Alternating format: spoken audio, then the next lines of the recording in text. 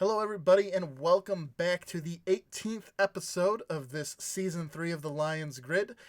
You're here today. You have your host Kevin Marheine and, of course, Joe Wilmot joining me today.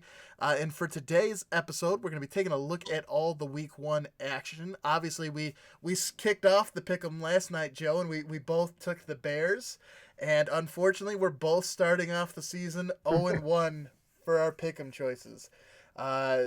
Joe, we were talking about it before we started the show. Obviously, a little bit of a snoozer of a game. I think both defenses looked pretty good, but again, it's week 1, so I think it's good the Packers got the win because, as I mentioned, I thought if they got the loss there, it might fuel the rumors of discontent between Aaron Rodgers and new head coach Matt LaFleur. But any big takeaways from that first game last night between the Bears and the Packers that you saw, Joe?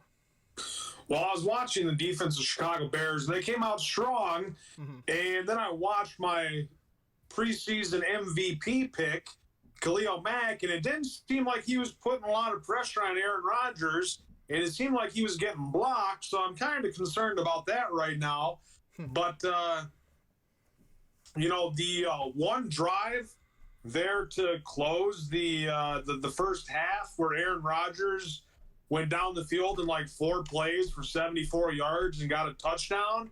That was like, when I'm having a good drive in Madden, that's the type of drive that I have. 4 plays, 74 yards, touchdown. Yep. And, it's just kind of funny to see that in a game where it's only going to end up being 10-3, but to be able to move the ball that efficiently, that fast, and that many yards and score at the end of it, it was really like the only burst and big excitement coming from a team I didn't want to win the game. I didn't pick to win the game, but it was the most exciting drive, and it happened very quickly. After that, it was very contested, and even at the end of the game, when it was 10-3, the Bears were still within 7 points. So, it was anybody's game. And now that Green Bay took a division game, the lead of the NFC North, that is going to leave things more interesting with some of these games coming up this weekend that we'll talk about. Yeah, and I think for me, you mentioned it. The one thing that really stood out in that game, in terms of the abnormality, was that drive where Aaron Rodgers went 4 plays, 74 yards, and got that touchdown. Otherwise, both of those defenses were doing a great job of keeping the offenses in check. That was really the only time where it was like, oh, look, there's offense in this game, was that one drive. So, yeah, it'll be interesting to see what happens. I mentioned it before yesterday's game that this one game wasn't going to decide like the outcome of Mitchell Trubisky, what his ceiling is and things like that. So he certainly has, after that first game, there's certainly a lot of room for improvement in terms of the season. But, I think it's definitely something where there's plenty of time for that offense to gel and things to come together for the Bears. So, yeah, go ahead. One quick thing to add on to that, there's like about 3 passes that could have easily have been intercepted in the first half that Mitchell Trubisky threw that were dropped. And I was thinking to myself, I'm like, he's going to have to make better decisions if he doesn't want to have a bad year. Like, that was, I think that's getting the rust off of preseason and starting the season. But, there was a couple times where I'm like, oh, that's intercepted, and then they drop it. And I was like, well, that's fortunate, but just he needs to make better decisions. Yeah, and it's going to be interesting to see too. I liked some of the new acquisitions for the Packers defense with Zadarius Smith and Preston Smith. They both looked really really good for them. But it's going to be interesting to see if the Packers defense is that much improved, or to your point, if it's just a bunch of rust on the Bears offensive side. We're going to find that out in the upcoming weeks. And it'll be also, I think, something to keep an eye on with these Week 1 games if all the other offenses in the league tend to struggle and the defenses have an easier time, just as everyone's trying to get that momentum going for the season.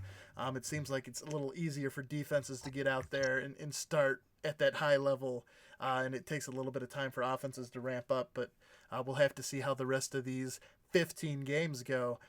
And so for today, obviously, this week there are 16 games being played. The first one's already been played between the Packers and the Bears. But we figured we would start with our picks for the game of the week. So, Joe, I'm going to toss up here on the screen your pick for the game of the week. You're going with the Falcons and the Vikings. And so go ahead and tell us what's got you interested in this matchup between two NFC opponents. Well, I think that the Falcons and the Vikings are both in very similar situations. They could both have playoff caliber seasons. They could both have winning records, or they could both have losing records, miss the playoffs.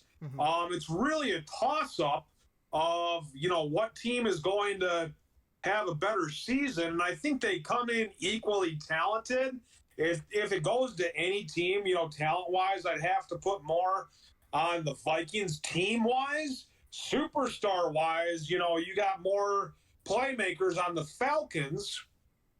So, I think with a couple of years off of that downfall in the Super Bowl and, the Vikings competing last year for the division and trying to make the playoffs, I think that it's going to be a very interesting season opener, and I think it's going to set the tone for both of these teams. If Minnesota wins, they'll think, okay, we picked up right where we left off last year. We're right up there with Green Bay.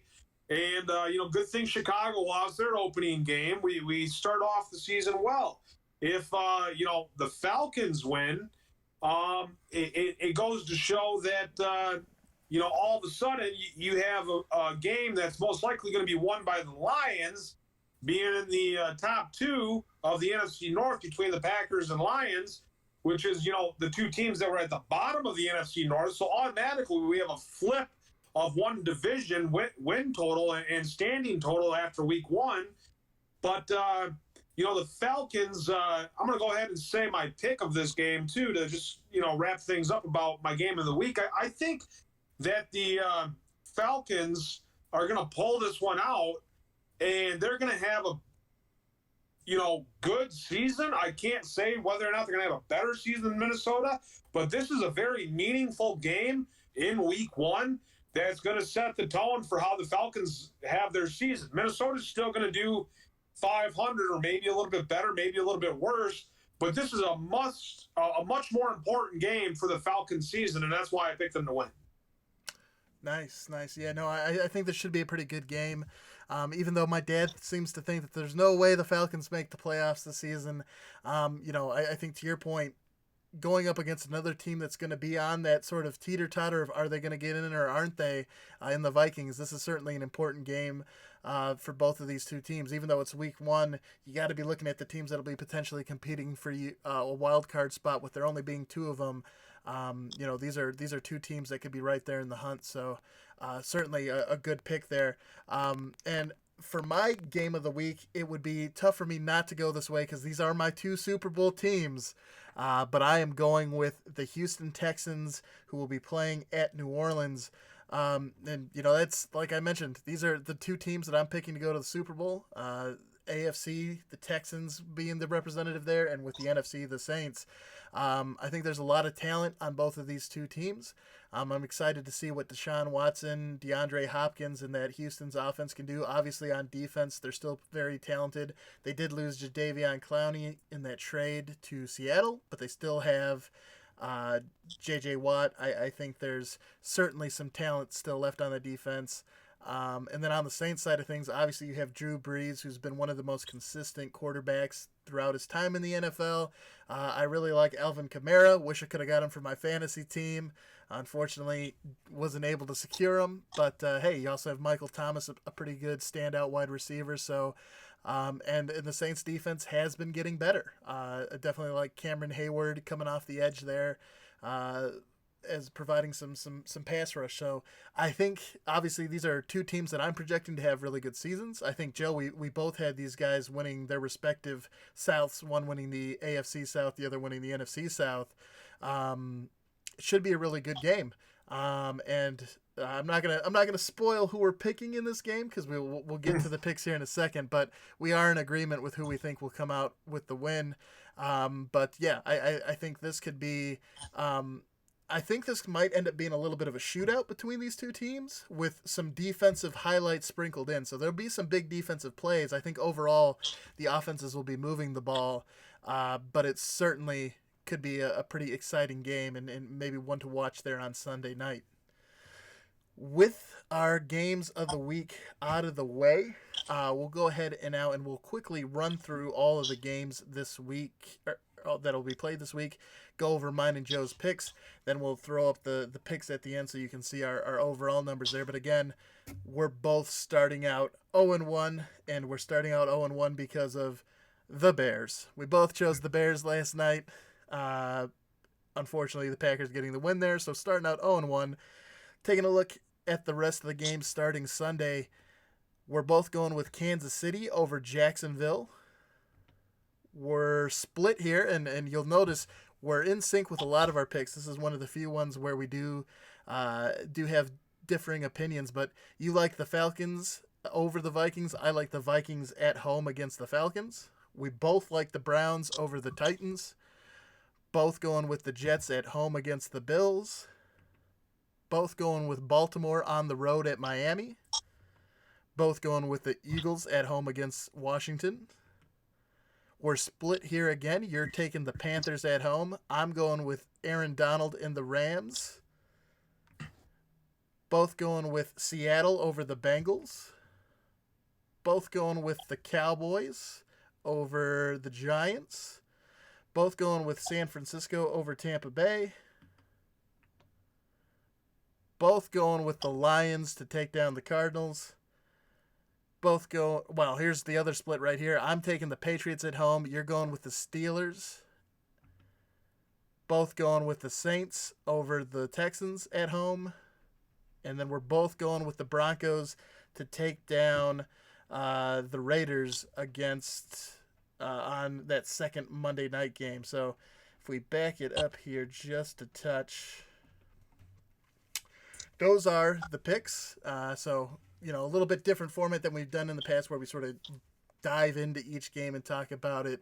I can see my dad there saying that he's predicting the Lions to lose to the Cardinals, which it could happen, but I think, you know, just like we saw last night, there's a real possibility that the Cardinals offense is going to take time to gel, and I think the Lions have a very good defense. And the Cardinals also have a suspect offensive line situation. Not that the Lions don't, but theirs is a little sketchier.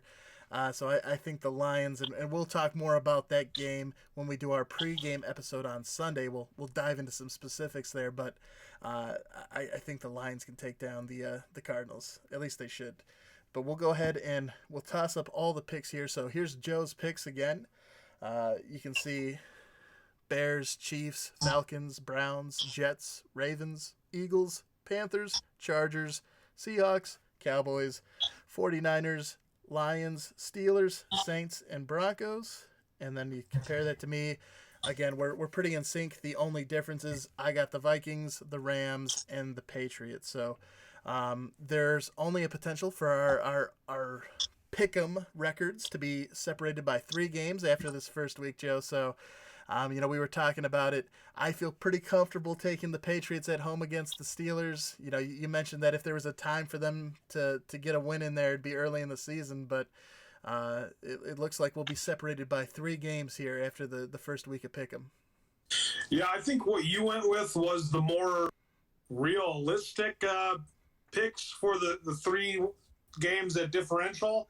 I went with the 3 underdogs.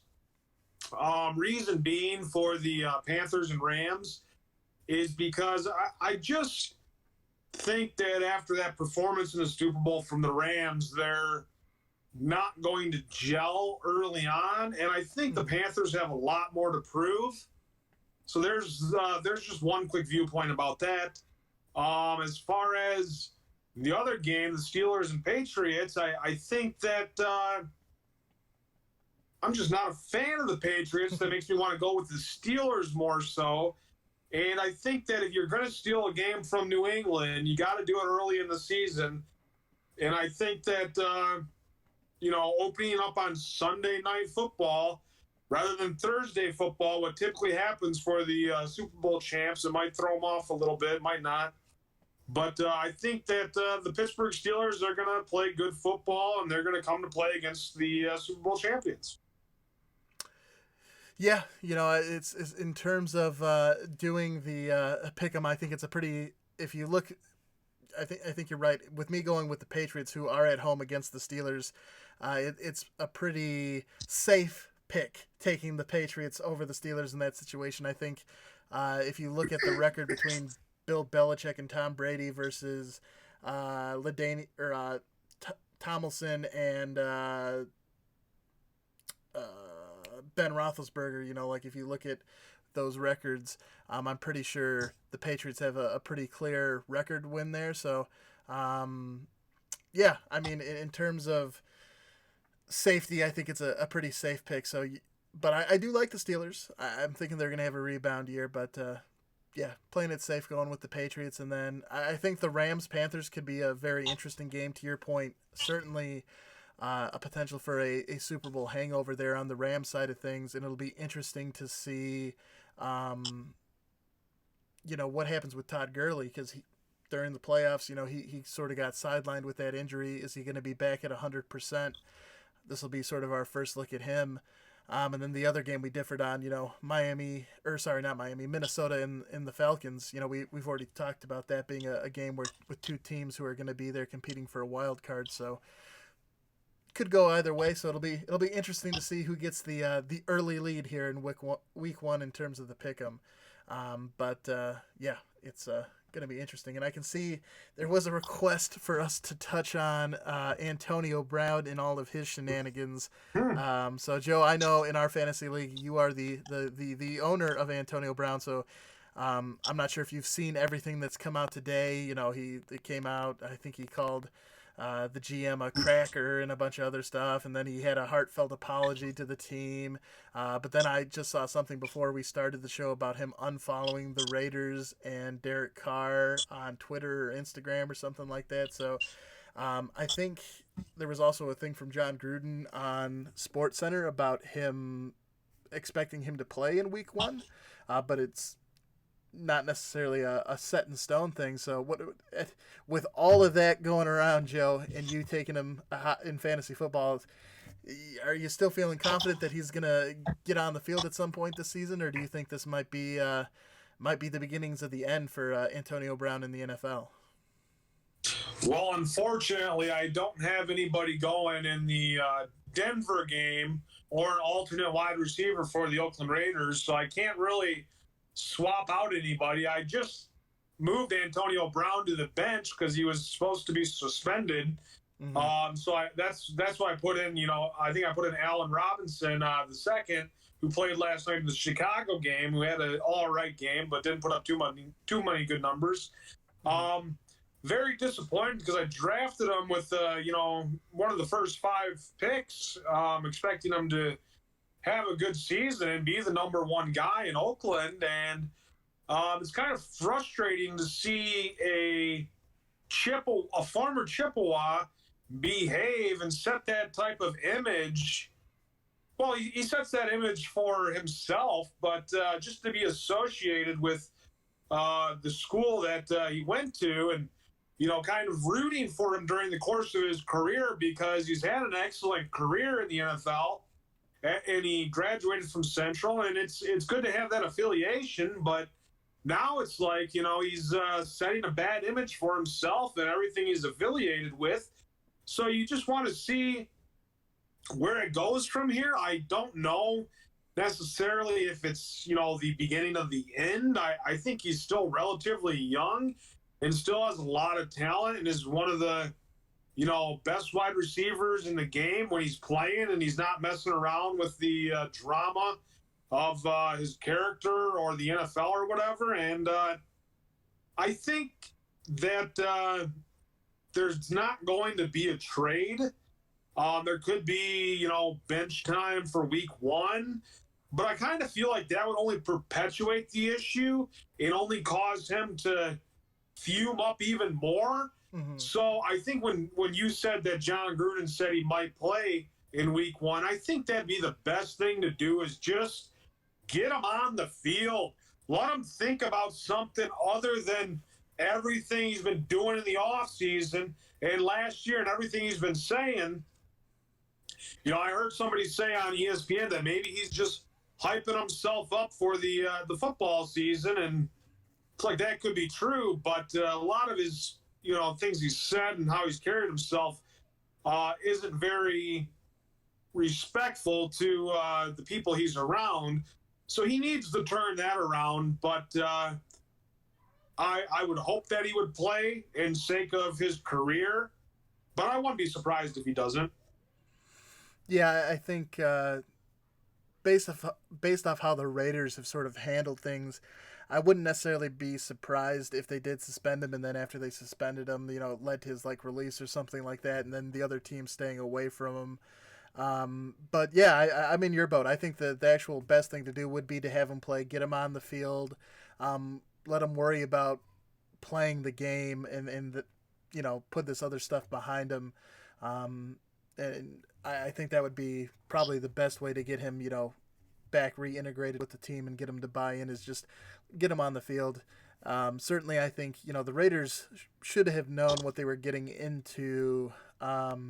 Before they made the trade. Obviously, there are already the whisperings of him being, the unrest in Pittsburgh. So they sort of knew they were getting a guy who was starting to get that reputation as a diva. I'm not sure if it's necessarily that he's a diva or, what exactly is going on there. It's almost seems like there's been a change in his personality from when he first entered the league until where he's at now. And I don't think it's necessarily just him being that NFL diva. It's hard to say what the causes are of the personality change, but certainly a talented guy. And I think if you can get him on the field and give him a chance to be productive, I think that's probably the best thing for him. Do you remember? Do you remember where he was drafted? I don't think he was drafted in the first or second. I'm not sure about that, but when he came into the league, it was like, okay, he's got to make a name for himself, and now he's to the point where he's made a name for himself, and now he's kind of putting some dark clouds on his reputation. Yeah, and I'm just double checking here on when he was drafted. He was picked in the 2010 draft in the 6th round, pick number 195. So certainly not a super high draft pick by any means. And that's Antonio Brown, 6th round, 195. But yeah, it's certainly would like to see him get back on the field just because he has been such an exciting player. But I'm sure that whole situation is going to get figured out here in the next couple of days. It will be interesting to see if he does suit up for the Raiders in this week 1 Monday night showdown with the Broncos. And then the other request that came through in the chat was a question about Melvin Gordon. Of course, he is still looking to hold out. It doesn't seem like he's going to be reporting here for week 1. It'll be interesting to see how long he does hold out. The Chargers have given him permission to seek out trade partners, but apparently the Chargers are asking for either a 1st-round pick in next year's draft or a 5th round and a 1st round in the following year's draft. And it doesn't seem like any team has been real motivated to pull that trigger. There is a team that I think maybe if that asking price was a little lower should take a look at him, and that's the Houston Texans. You look at all the trades they've made to improve their team. The asking price might be a little high, but obviously with the injury to Lamar Miller, they did bring in Duke Johnson from the Browns. But you toss in a big-time running back like Melvin Gordon into everything else they got going on there with the Texans, that could be pretty nice. But I think the price would have to be right. And so at this point, I'm not really sure if I don't expect Melvin Gordon to probably go the whole season like Le'Veon did, without reporting back to the team. Just because I think Le'Veon Bell brought a little bit more to the table. Melvin Gordon's a great running back. Like he's really good at running the ball, and he's great in pass protection. But he's not as much of a dynamic player in the passing game. I don't think he can catch the ball, but I don't think he's at Le'Veon Bell's level, in the passing game. So I don't see if he holds out the whole season it being as successful as it was for Le'Veon Bell, just because it doesn't seem like teams are willing to pay the asking price that the Chargers are looking for at the moment. So, Joe, I don't know if you have any thoughts. Obviously, it could benefit the Lions if he is still not there in week 2. Won't have to worry about Melvin Gordon if he's still holding out. But, yeah, I'm not sure if you have any opinions on whether or not you think Melvin Gordon will be joining the Chargers this season, or if he'll sit out the season, or if he'll be with a different team. I really don't know. I think that the Chargers are not as good as a team with them not playing, and I think it hurts their chances to be a playoff team and whatnot. But as far as trading is concerned, I think that if you trade a guy like Melvin Gordon for a first-round pick, you want to trade him to a team like the Texans that's going to have a good year this year and have a later pick in the first round. So if you know you're going to have a successful season, I'd say make the trade, sign them to a contract, and get them on the field. But at the same time, I think this is just a statement by the Chargers to, let them know, that these players are not, above the organization, no matter how much stardom or how much money they want or their personalities or whatever. These NFL owners and these NFL teams, they're making statements about their organization, and I think this is one of them. So I wouldn't be surprised if they don't get the trade, that if he sits out a season, comes back, has an average season, and then, like the Antonio Brown situation, like you said, is more on his way out of the league in 5 years than he is on having a successful career. Yeah, and I think you do bring up an interesting point. Obviously, Phillip Rivers isn't getting any younger there with the Chargers, so that window of getting him a Super Bowl is shrinking each and every year. So from that point of view, you would almost think that the ownership there, the front office, would be more willing to make things work with Melvin Gordon, because I think they are, like you said, a better team with him, participating. So from that perspective, you would think they would bring Melvin Gordon in and help Phillip Rivers out in that quest for that Super Bowl. I mean, you saw it with, obviously, how things played out with Ezekiel Elliott and the Cowboys, between him going to Cabo and things like that. There was a lot of back and forth there, but ultimately, I think Jerry Jones and the Cowboys realized that their best chance of winning was having Zeke on the field, and so they found a way to make it work. I think Melvin Gordon has conducted himself a lot better than Ezekiel Elliott has. There hasn't been that public back and forth between the two, like there was with Zeke and the Cowboys. So again, it's one of those situations where you're a better team with that player starting for you, in my opinion, especially if you're trying to capitalize on this window you have with Phillip Rivers. You should be trying to do everything in your power to capitalize on that. But we'll have to see. Clearly, the Chargers don't feel as strongly about it as I do, so they've decided not to necessarily work out that deal with Melvin Gordon. But we'll have to see which side sort of caves first.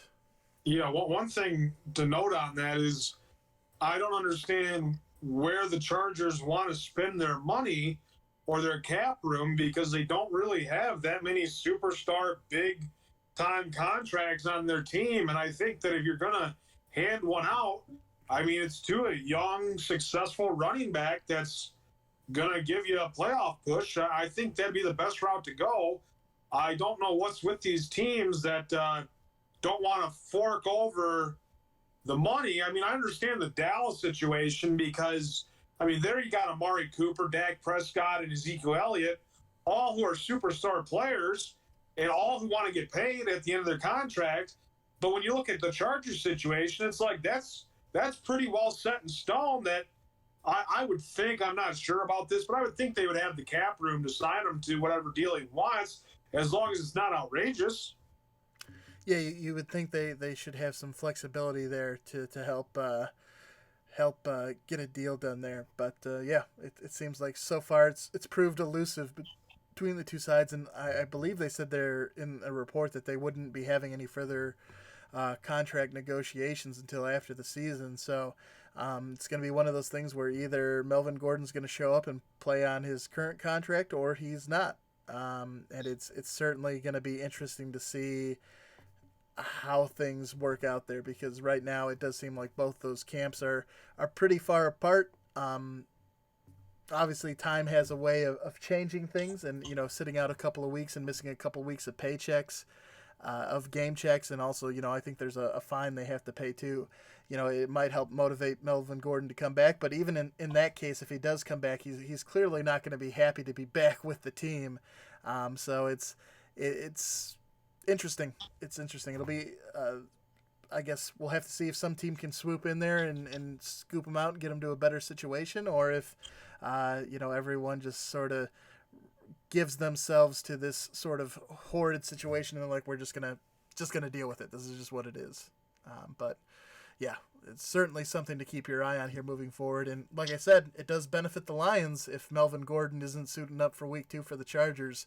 I think Aaron Eckler is their backup. He's certainly a talented guy, but he's not as good of a running back as Melvin Gordon. He's not. He's good. He's in the NFL, but he's just not at the same tier. Just what it is. So it certainly should help out the Lions in week 2 against the Chargers, but we'll have to see what happens with that storyline moving forward, because right now it doesn't seem like either side is really willing to give an inch. All right. Well, definitely want to thank everybody. My dad, Nick, Jeff, for being there in the chat, commenting. Definitely appreciate all your feedback there. And for everybody who watches the show, we definitely want to thank you. If you did enjoy the show, please do help the channel grow.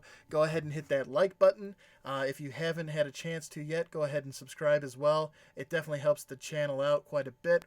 We have a goal of reaching 100 subscribers so that we get our custom URL for the YouTube channel. So we've made pretty good progress to that in the month that we've been working on the YouTube channel, but certainly still ways to go there. So if you haven't had a chance yet, please consider doing so. It does help us out tremendously.